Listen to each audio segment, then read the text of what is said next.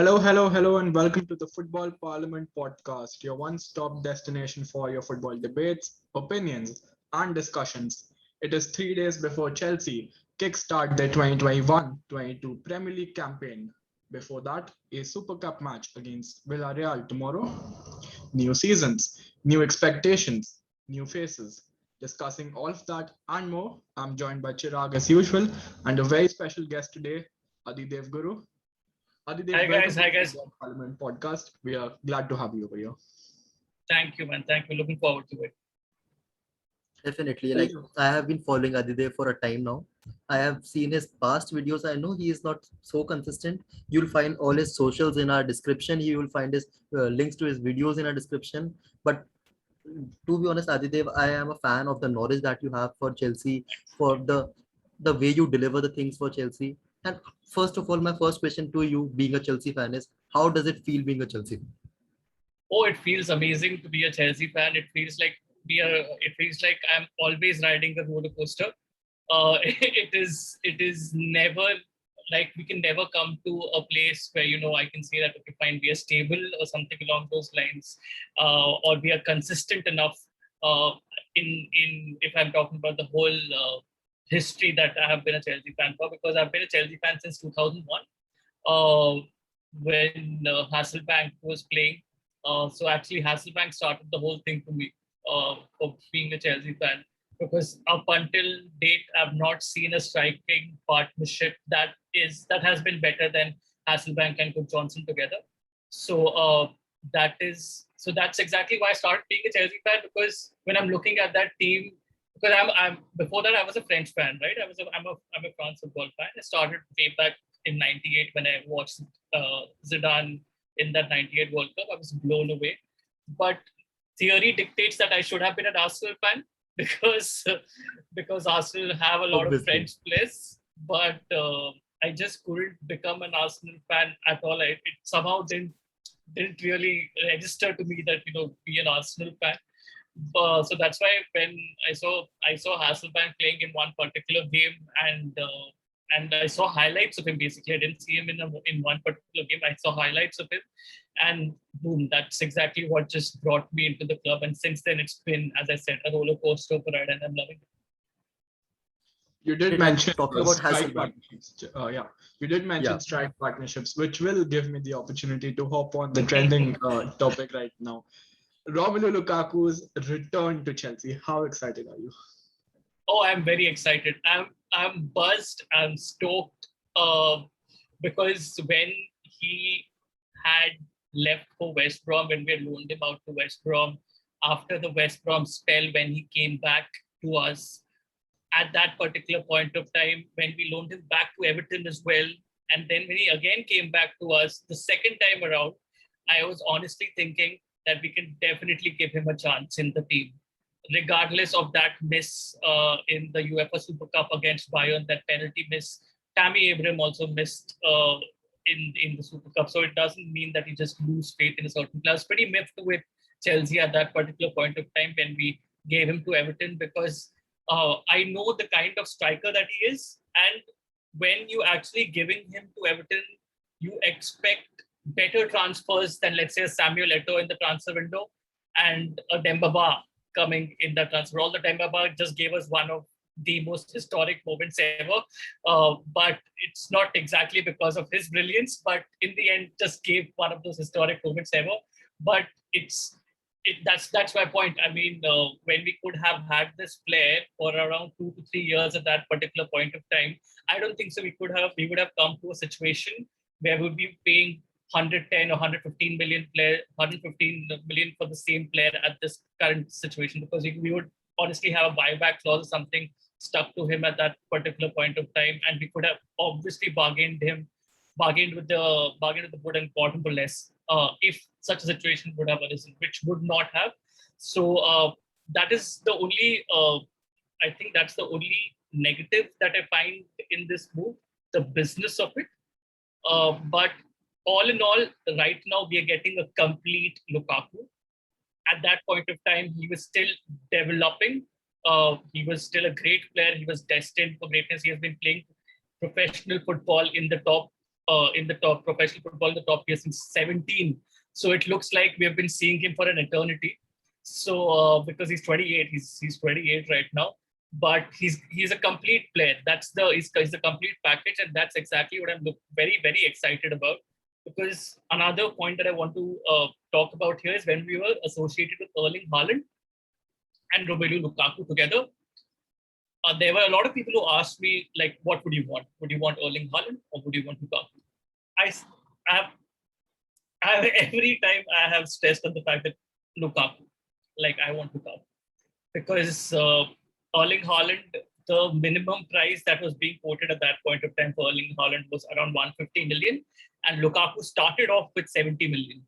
So the rumor started off with 70 million. Now, when you're looking at Inter, and Inter is seeing that in the transfer market, this particular club, that is Chelsea, is actually going about not exactly throwing money, but going about their business with rumors like 120 million for Haaland, 130 million for Haaland, 150 million for Haaland. They know that we have the purchasing power. So that's exactly why when Inter comes into the fray, they are like, we'll just squeeze them out. Just squeeze the financial sense out of this whole deal and get the best that we can. So that's why when you see that that's why probably the 70, that's one of the main factors, according to me, that the 70 million gets increased to 115 million in the end, because Inter could sense that we have the purchasing power to do that. But if we had straight away gone for Lukaku, probably that wouldn't have been the case. But I'll say that the Lukaku situation became more complex because the behind door talks were of Tottenham and Arsenal were going for Lautaro Martinez. We know that Inter are selling only one person. Like they are not going to sell everyone in this window. They are financially unstable, but not that unstable that they have to sell everyone. So maybe that also hyped up the situation or hiked the price that we are now looking for, because they were getting 90 million for Martinez right now. If you are getting 90 for Martinez, you expect Chelsea to go for 210 for 110 million. The thing is, when you're getting 90 for Martinez, you need to consider the age as well. I know that many people, there's a divided opinion about the aspect of resale value when it comes to transfers. So there's one half which says that if you're 28 and you score around 30 goals in your first season, obviously when you're 29 to 30, the resale value still is quite high, which is true. But the other half also says that there's a risk involved in it. And that's why when you go for a younger player, the resale value is a little bit, this aspect of it is a little bit riskier. It's a little bit less riskier, my bad. It's a little bit less riskier because obviously you can give him a space of 2 to 3 years to probably perform to his optimum. And then you can obviously resale, you can sell him for around double his price. So that's where But at a club like Chelsea, do you really want a resale value? Because we do not even have managers for more than 2 seasons, and we are talking about players here. Correct. So I think Roman Abramovich is impulsive. Correct. That's where I think I've always wanted Chelsea to transition a little bit, to transition to a different mentality. Yes, this will fetch us a Champions League in the next 2 seasons. Mark my words, this signing is definitely going to fetch us another Champions League in the next 2 seasons. But I'm just thinking about the future a little bit more, because I'm a little bit scared after the whole Barcelona mess. Because yes, Chelsea is a lot more stable than that particular club, but you don't know what would happen 3 to 4 years down the line, because nobody predicted the COVID pandemic as well. And after the COVID pandemic, all hell has broken loose in football. So that's exactly why just keeping a stable boat and transitioning with a certain mentality in mind, keeping your finances in check, that is something that would be very, very beneficial for the club as a whole. But from an immediate success perspective, this is a crazy statement that Chelsea has made. And obviously, Romelu Lukaku Premier League proven that again hikes the price a lot, which is great. But yes, Inter, they knew that we have the purchasing power. They knew that we wanted Romelu Lukaku. They just knew it. And that's exactly why they were like, fine, we are just going to hike our prices up to a point which is realistically possible, the maximum point to which it is realistically possible. Because after 115, I don't think so Inter would also have liked to hike the price, because they need the money. They desperately need the money. So I think it's a great deal for Inter. As I said, from a financial perspective, let's see what happens with Chelsea. But from a footballing perspective, Romelu Lukaku brings so much to the table: creativity, goals, understanding with the teammates, link-up play. He brings so much to the table. I mean, if he makes his debut, I'm pretty much betting on the fact that he's going to score on his debut because he is that good right now. He's developed his game so much. You spoke about his debut right now, but very Yeah. sadly, the debut won't be coming tomorrow, Yeah. which is a very important match for us because it's a chance to win a third different European trophy in 4 seasons. We've already won the Europa League, which was towards the end of the 18-19 season, the Champions League last season, and now it is the UEFA Super Cup. Surely we are favorites for this one because that's how it goes with the Champions League winners being favorites. What are your feelings ahead of this game? Uh, I mean, it's going to be a very tight game, to be honest. Villarreal is obviously a very tricky team to face. It's not just about their Europa League success. Whenever you have Unai Emery at the helm, like regardless of whatever happened with Arsenal, when he was with Valencia, it was Unai Emery kind of knows how to work with the Spanish teams, with the Spanish philosophy of football, and he kind of showed that in the Europa League. So when you're playing against that kind of a team, which is pretty fluent with their footballing philosophy, but still quite pragmatic when it comes to certain phases of a certain game, it becomes very hard for the team to break down. So in transitions, it will be really hard for us to break them down because I see them keeping a mid block and trying to be as tight as possible in the narrow spaces, not giving us enough width. And the other factor being is the fact that some of our players are not 100% match fit. Yeah, because most of our players are just coming back from the Euros or just coming back from international tournaments. So many of them are still not match fit. So that will count as another factor in this match as well. So it'll be very interesting to see how it all pans out. And I'm definitely waiting for the lineup because I personally, it'll be quite a tricky decision for us to play. Talking about the lineup, looking at the preseason and the kind of players that we've got fit, those returning from the Euros, which are the 11 names that you do expect to be on Thomas Tuchel's team sheet? Tomorrow or for the season? No, for tomorrow. For tomorrow, firstly. For tomorrow, I mean, two of those names have already gone to different clubs. So it's two of those names for me were Gallagher and Broha. So they have left. So that's disappointing. That's another point that I'll talk about later on. But just answering the question, the lineup, I see Mendy between the sticks. Then on in right back, I see Ashley Kota coming back in. I don't see Dujon Sterling starting. Centre back, we have Christensen, Rudiger, and Nathaniel Chaluba. Left back, we would have Marcus Alonso. We would have a double six pairing of Kante and Kovacic. And Jorginho, I don't know whether it's probably right for him to come straight back into the lineup. I see Aspilicueta coming straight back because he's the captain. So I think Thomas Tuchel really depends on his captain a lot. He said that in his pressers as well. So I see a double six pairing of Kante and Kovacic, and I see Mason Mount on the left, striking Bono, and right Havertz. So yeah. And score predictions? Like I can. Yeah, sorry, you were saying something. Go ahead. Score No, predictions. I just said, yeah, he was asking the score predictions. Okay, so score predictions. I feel this will go to penalties because it's good. Yeah, I think it will go to penalties because I think it's going to be a 1-1. And after that 20 penalties I saw in the Europa League, I really don't want to see penalties. I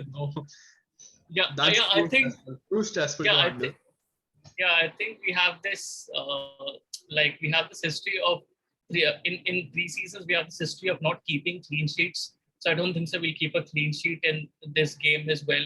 And I don't see us scoring too much as well.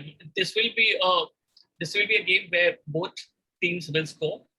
But apart from that, I think I'm getting a weird vibe that's going to penalties.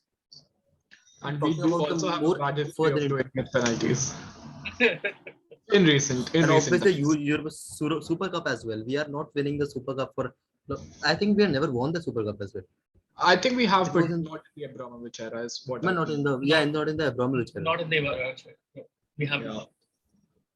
And talking more further into the season, like how do you see this lineup changing as a best 11 for Chelsea in the coming season for the Premier League or the Champions League games?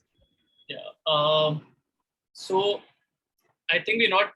I don't know whether we're getting use Kunde now because use Kunde is another name being thrown out a lot and use. I don't know But we whether we might just get him. This Yeah. I heard the news that West Ham is interested in Zuma again. They have again opened the talks in personal agreement rather this time. Like they are But getting the personal agreement done this year this time, and then they'll put an offer. but weren't West Ham put away by the wage demands of Zuma because Yes, they are now now they have looking. reopened the talks. Okay. Today only Okay, they reopened the talks.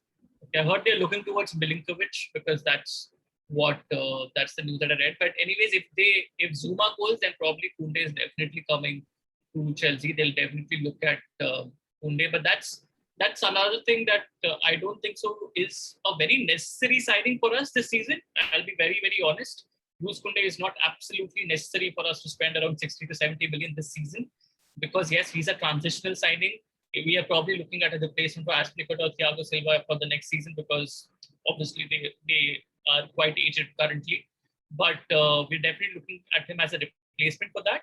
But I don't think you spending 60 to 70 million on Yus Kunde makes a lot of sense in that manner. So I'll just speak from the current crop of players that we have at the club.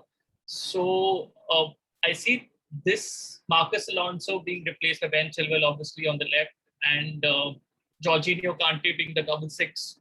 And the big question is the front three. What happens with the front three?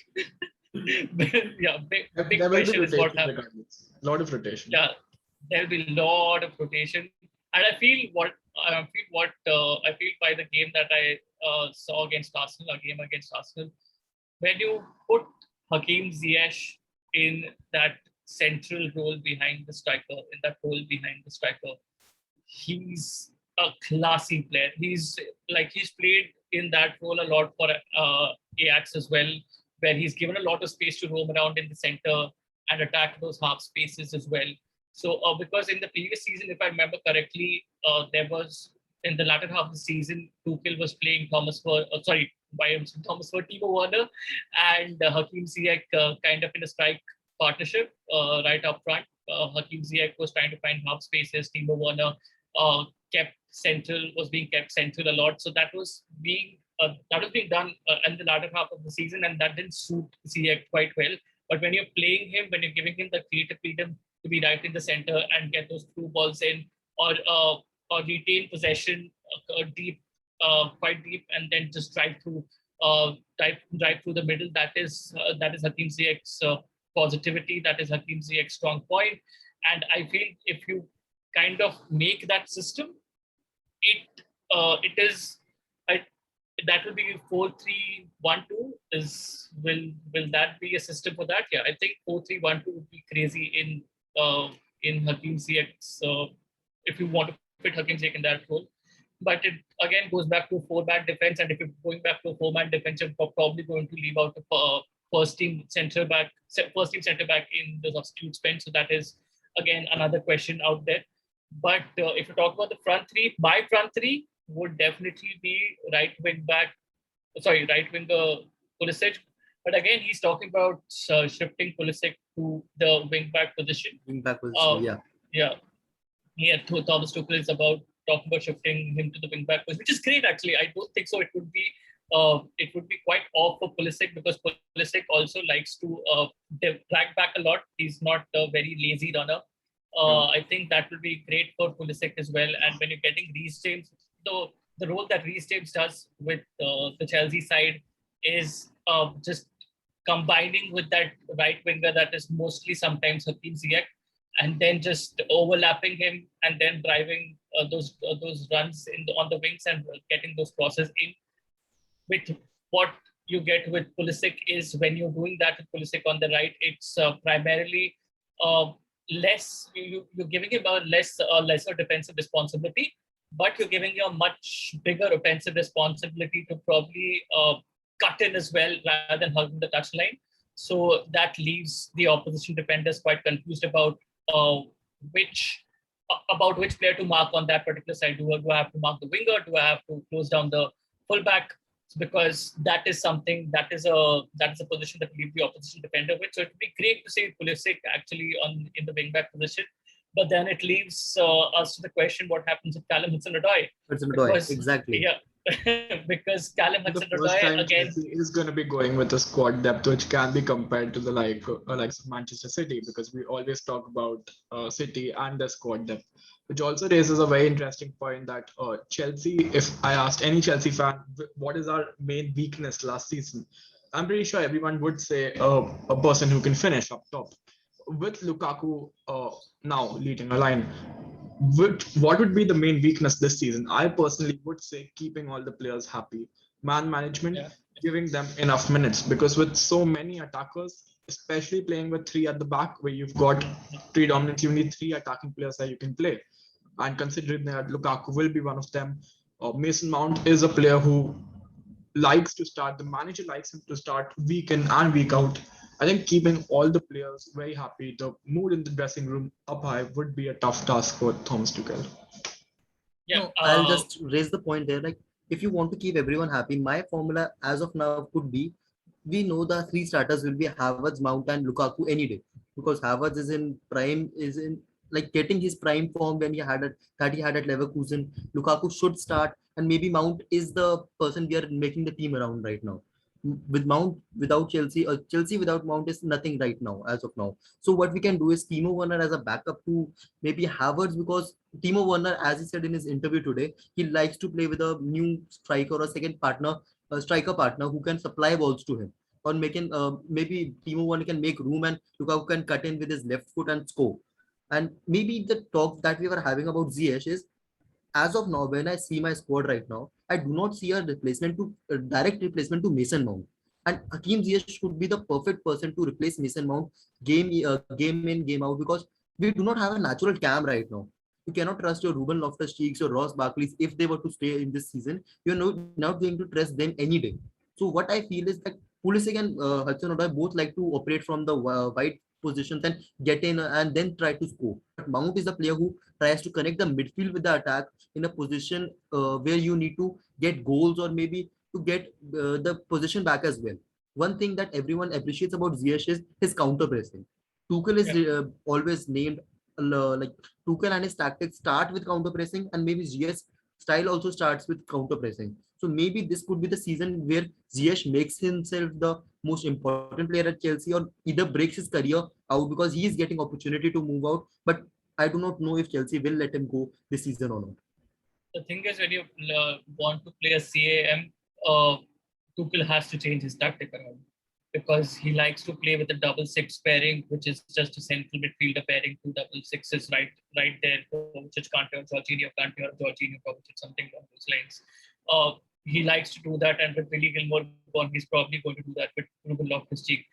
You can't do that with Mason Mount, because when Lampard did that with Mason Mount, it didn't quite work out well. Probably because in transitions we were in a pretty weird formation of 4-1-4-1, which is where Jorginho was left to fend the whole midfield line. It was pretty weird from this formation, but yeah, Tuchel is kind of alleviated that, which is great. But it all depends on the fact how is he going to probably modify this formation to fit Hakim Ziyech or to fit a Mason Mount into the mix.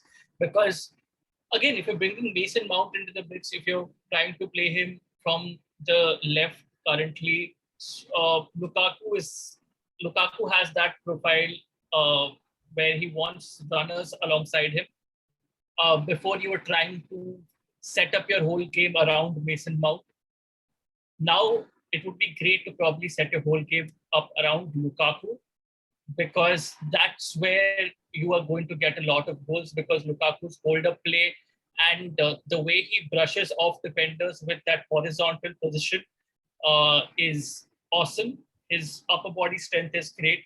So if you play the ball to him, or if you let him head the ball around to, let's say, a second striker, that is where you were probably going to get goals. Before, it was trying to release Mason Mount in space and looking for those Mason Mount driving runs, so that he could then supply those through balls or link up with the wingers around him. So that's something we are looking at. Previously, I don't think so. Making your team around Mason Mount this season is the best way to go if you have to unlock Lukaku's full potential. Because if you have to do that, that is where I think pairing Timo Werner with Romelu Lukaku is an amazing thing to do, because both of them like to run off the defender's shoulders. Yes, we had probably one of the highest XGs last season, and this is definitely going to decrease. Like, we're just going to convert those chances a lot this season, because with Romelu Lukaku, so what happened with Manchester United was Romelu Lukaku, whenever those balls used to be shunted to him, there weren't many willing runners alongside him. So that's exactly why some Manchester United fans could complain about the fact that his first touch is not great, or he's not he's pretty lazy with his hold up play, because those negatives were being pretty visible, because this particular positive wasn't exactly evident, because yes, there were no runners, so there were no chances being created with Manchester United. Where fairly few chances being created, but yes, he had a decent season with Manchester United. I'm not denying that, but that's where he has improved with Inter, and that's what he will get with Chelsea, because they're always willing runners alongside a striker. You always have a Timo Werner who's willing to run. You always have a Kai Havertz who's like an amazing player who can find spaces. Like the advantage of having Kai Havertz is that he's almost like a Ron Ritter. He's like the profile that you have that Thomas Muller has for Germany. So that's the kind of profile that you have for Kai Havertz. When he is in a special mood, he kind of unlocks defenses by actually finding spaces. So if you have these kind of players playing alongside Lukaku, or probably Christian Pulisic if you start him in the right wing position, or if a Hakim Ziyech if you start him in the right wing position, all of these people that I've just named are like to run, like to drive through with the ball, or like to make those off the ball movements. So I think that's where Chelsea is going to get the goals, because with Romelu Lukaku, you're not just getting a finisher, as you said, you're getting a player who can progress the ball really well, and you are getting a player who's kind of unselfish as well, and who likes to create as well. So that's why this season, Mason Mount, although he is almost in the bracket of being a future leader at Chelsea, but I think so this time he has to just it will be I'm making a bold statement, but he has to sacrifice that responsibility to look up. So that would be awesome for a Chelsea fan, at least for me. Yeah. Definitely. And like we talked about Manchester United, one question that comes in everyone's mind is, does Manchester United or any other team right now fear like scares you in your mind, or is a nightmare in your dreams right now? Yeah, I mean, yeah, definitely. I mean, the two signings that they have made are absolutely solid, on point. The partnership of Rafael Varane and Harry Maguire is just scary. Is just kind of very, very scary for me, because Rafael Varane for a defender is just frighteningly quick. Like it's just amazing to see how quickly he covers up those defensive situations, and how he pushes the play to positions where the risk factor is quite minimum. So he pushes the play to those situations as well, which is great to see. And Rafael Varane, again, another intelligent player, has a lot of accolades to his name. Harry Maguire can learn a lot from Rafael Varane. So when you have that partnership up, not up back there as a centre back pairing, that's awesome to watch. But they have their flaws. The flaw is in the right wing position. So when you're talking about Jadon Sancho, if he's starting on the right, defensively you get a little bit weaker on the right, because of the fact that you have Aaron Wan-Bissaka, who still has to be a little bit more defensively resolute. I think Wan-Bissaka, when in set pieces or when crosses come in, uh, defending the near post is not exactly a great strength for Aaron Wan-Bissaka. So I think those are some I think those are some things that United can improve on, but offensively they improve to another level. They they take their game to another level with the signing of Jadon Sancho, Marcus Rashford, Greenwood, Cavani. Because again, Cavani this season, I don't think so. He's going to be starting every game because again, age is a factor, and they're obviously trading Greenwood to be in the center to be a replacement for Cavani in the future. So that's going to be really interesting. But it's again, they're spoiled for riches up front because then they have Daniel James. So, and they not up front exactly, they're spoiled for riches on the bench because you have in the center, you have Donny van de Beek, you have Paul Pogba. So, again, Paul Pogba, just talking about Paul Pogba because he's a France player and I absolutely loved him in the Euros. Uh, I felt they could have gone for a defensive midfielder more. Manchester United, they needed a defensive midfielder more than they probably needed a centre back. I I think they could have gone for the same Lindelof Maguire pairing and could have got a defensive midfielder like in the lines of what Leicester got, Sumare. So Leicester got a perfect signing to probably replace NDD when NDD has gone for the African Cup of Nations in January. So they've thought this all out beautifully well. That's great business from them. But that's what I was expecting United to do. Defensive midfielder, get a solid defensive midfielder out there and just continue with that centre back pairing because whatever Rafael Varane can do, a proper defensive midfielder like an NDD or a Sumari can do equally well.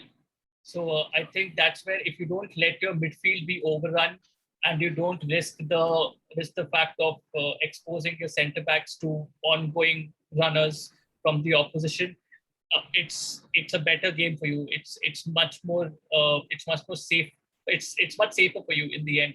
So that's exactly what Manchester United could have done. So yeah, I'm not very scared of them because yes, they still have. I think they still have some areas to improve on because Fred squad depth, Fred McTominay are not exactly the kind of defensive midfielders that are going to win them the Champions League or win them the league title. They are not those defensive midfielders. So that's exactly, they're going to be overrun in the midfield. I'm getting that feeling that they're still going to be overrun in the midfield. But yeah, the centre back pairing and the offensive attraction that they have about them right now is just absolutely mind blowing. I'm just putting a question before I put the most difficult question. Just a question you mentioned about African Cup of Nations. Chelsea's Mendy will be going. So how much do you trust Kepa? Because I have seen divided opinions on the Chelsea Twitter handles and maybe the Chelsea fan base is divided on that. So do you trust Kepa? No. That's I think that's good enough for the answer. Yeah, we've got it. And the most important or the most difficult question for you for the whole day will be: can you predict the top 4 right now? That's a very interesting question. Okay, I'll go with the top 4. I think we're not going to win the league. We'll come second. Yeah, we're not going to win the league. I'm sorry. Considering Kane goes to City or he does not. I'm thinking Kane will go to City. It's just a matter of time. And if Kane goes to City, my God, I mean, I just can't fathom like how are they not going to win the league with Pep at the end? It's unbelievable. If then they don't settle a PSG versus City Champions League final already. If they do not end up clashing in the early stages. Yeah, I think if Kane goes to City, they are definitely going to win the league for me because whatever happened with the Community Shield, it was just a small mistake from Nathan Ake, who's not the regular defender. So it's not on them that they couldn't win the Community Shield. It's not on them at all. They played two youngsters as well, and one of those youngsters, I think it was Baker. No, not Baker. Baker is our youngster. But Palmer had a good game as well, but they are going to be replaced by some cracking signing. They made a cracking signing in Jack Grealish. They made an absolutely cracking signing in Jack Grealish. Jack Grealish is not going to play in the position that he was brought on in City. I don't think so. That's the position for him. He's going to play much more centrally, and when you're going to play him much more centrally, probably as number 2 for Kevin De Bruyne, you are going to get a lot of goals, or you're going to get a lot of goals through him, because his intelligence about the game is on another level. So with Jack Grealish in the mix, with Harry Kane in the mix, with Kevin De Bruyne in the mix, with an informed Raheem Sterling, it's hard to see. And Riyad Mahrez. Informed Riyad Mahrez is also very scary to me. Informed Riyad Mahrez. Riyad Mahrez looked a bit off. I think it was match fitness. Yeah, I think it was match fitness, but yeah, they will look pretty scary. Manchester City are going to look pretty scary. So one, Manchester City. Second, I think Chelsea deserve a second spot there, because I think one signing in Lukaku that's what we wanted. So second Chelsea. Third, I'm looking at Manchester United.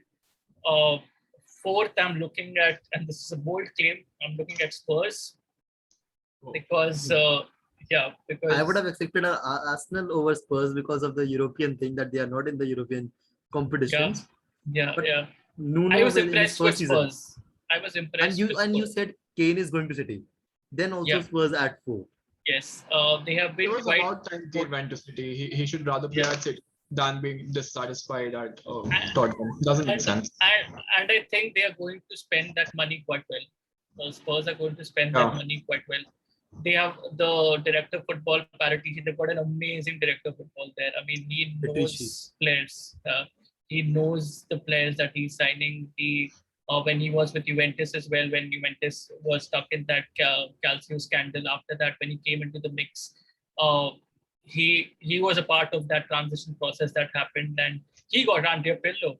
So, like when he was available for a free transfer, he got Andrea Pirlo.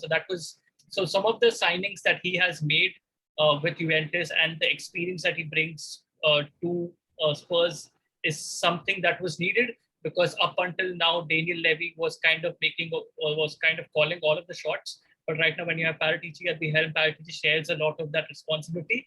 So I think that is where Spurs can benefit a lot from. And they have made 2 good signings in Christian Romero. Christian Romero is a fabulous signing. It's an absolutely fabulous signing. I can't believe that he has gone to Spurs.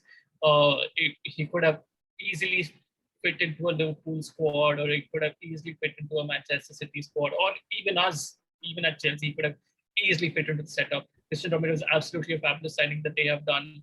They have got Brand Gill from Sevilla. Brand Gill, again, another old-fashioned winger. A lot of talks around him. I've seen some games that he's played as well. He's a tricky customer to handle. So when you have Brand Gill and Sergio Reguilon, who have played in the same club together, and you have the team chemistry on the left, that also holds you in good stead for the season. So I think that's where probably I feel, and with Nuno Espirito Santo at the helm, because you are getting a coach who can give you goals while being solid at the back. You are getting a coach like that, and although it's an elevated challenge for him, because he was managing Wolves before, but before Wolves he was also managing FC Porto, which was again an European heavyweight. So I don't see him being an absolutely inexperienced manager for a top club. And that's exactly why I feel this time it could be their time to come forth. So yeah, I'm Liverpool fans are going to kill me. Yeah. Are they going to win a trophy? The Conference Cup. Most prestigious new entry. Oh, okay. I hope there are no Spurs fans watching this podcast. But anyways,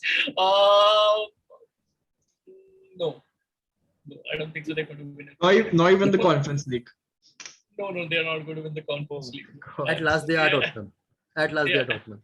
Yeah, they're not going to win the Conference League. Are we being biased and to Liverpool? Chelsea will win a trophy, because Premier League is something that you said no to, and Champions League we've got PSG now.